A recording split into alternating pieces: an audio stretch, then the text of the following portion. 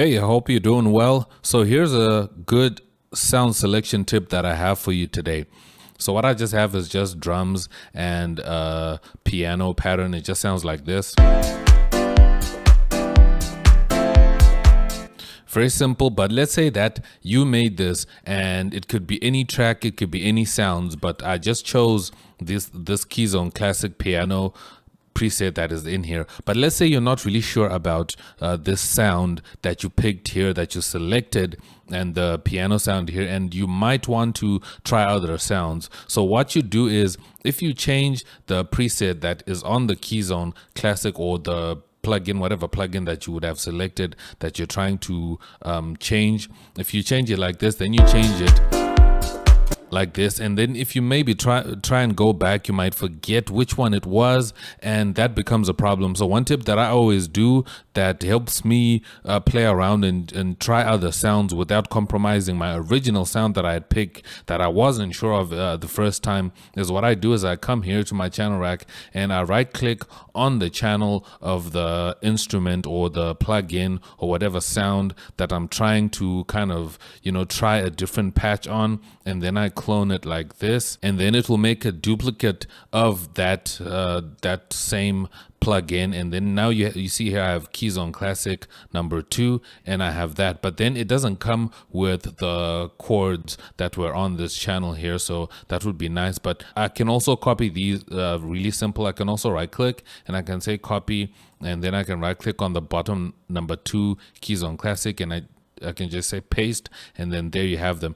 And then I can mute the first one, and then we keep this as a backup of that first patch that we selected. And then what I'm going to do here is I'm going to play it. So it is the same thing. Now if I go into Keyzone Classic on the second one that we picked, and then I just start cycling through the presets,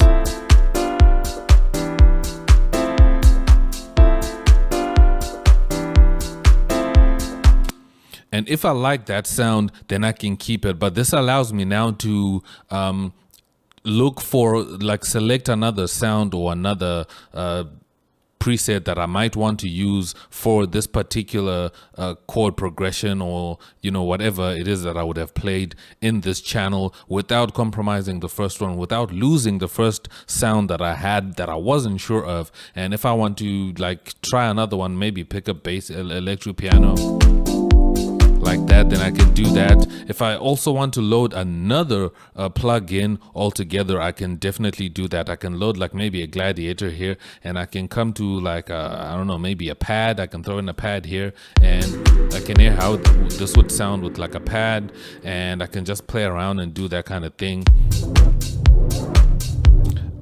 And then I can just cycle through all my sounds and all these other presets to find something that might sound better than the original sound that I had here. I know these ones kind of sound janky at the moment, but that's the whole point.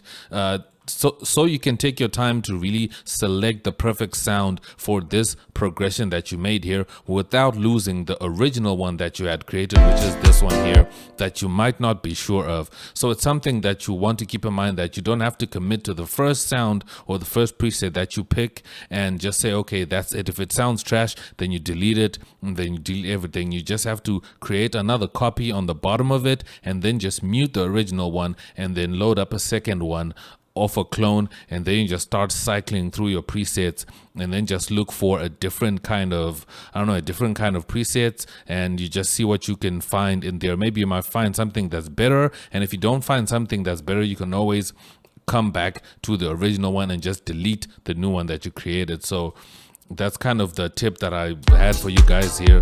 There's something that I always do, and then what you can do with this one, you can even transpose it up if you want to, or transpose it down, and all these alterations that you'll be doing here will not affect the original one that you had before. So it's kind of like a backup that you have there. So hopefully this tip will help you improve your sound selection, and it's just a tip that I thought would be really helpful to you. This is something that I always do, so you don't have to do this immediately after you produce your song, but you can maybe do it maybe a day later as you start to feel like maybe the first sound you had picked is not really okay, and you want to look for something better than the original sound. So if you found this really helpful, make sure to drop this video a like like, and also subscribe for more videos like this. And I'll check you in the next one. I am X, and I'm out.